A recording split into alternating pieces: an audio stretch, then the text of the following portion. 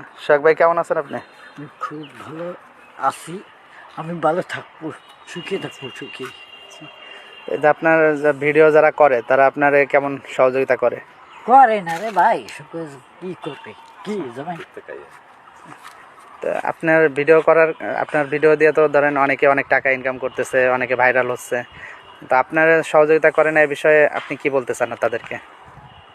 তাদেরকে বলবো যে তোমরা আমার দ্বারা আসবে না, এই বাজে দরবার নিয়ে দরবার করতে আসবে না। আমি মানাই দেবো যে আমি ভিডিও করলে গুণা হবে, নামাজ কেউ হয় না। আচ্ছা এই বিষয়ে আমি আসবো কালকে, আমার সাথে আপনার দেখা হবে।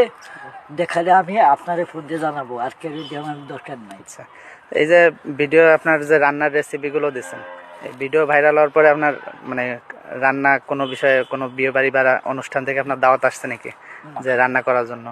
আমি রাঁধবো না, আমি ওই কাজ করবো না। আচ্ছা আচ্ছা। ওই করা